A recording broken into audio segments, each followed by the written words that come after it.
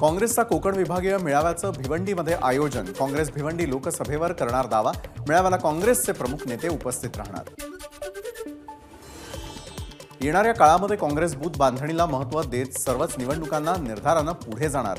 विरोधी पक्षनेते विजय वडेट्टीवारांची माहिती।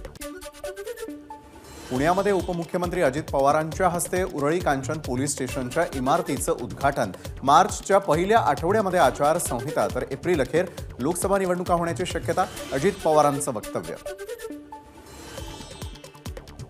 उद्धव ठाकरेंना त्यांचा पक्ष वाढवायचा आहे आणि त्यामुळे त्यांनी काळाराम मंदिरामध्ये काय कोणत्याही मंदिरात जावं। मंत्री गिरीश महाजनांचा उद्धव ठाकरेंना टोला।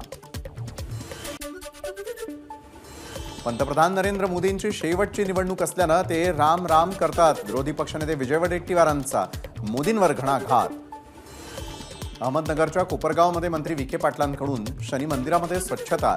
यावेळी अजित पवार गटाचे आमदार आशुतोष काळेंनीही केली स्वच्छता। 22 जानेवारीला राम मंदिराची प्रतिष्ठापना। या दिवशी मीरा भाईंदर शहरामध्ये मांस विक्रीवर बंदी घालण्याचं महानगरपालिकेचं आवाहन। पालिकेकडून पत्रक जारी।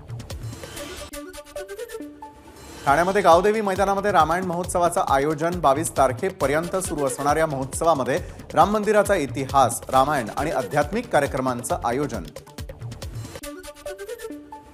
नाशिकच्या मालेगावमध्ये 150 वर्ष जुन्या श्रीराम मंदिर आणि परिसराची स्वच्छता।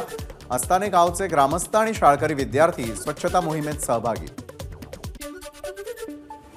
उद्या मुंबईमध्ये टाटा मुंबई मॅरेथॉन 2024 या स्पर्धेच्या पार्श्वभूमीवर वाहतूक पोलीस सज्ज। वाहतूक पोलिसांकडून आज रात्रीपासून अवजड वाहनांना मुंबईत प्रवेश बंदी।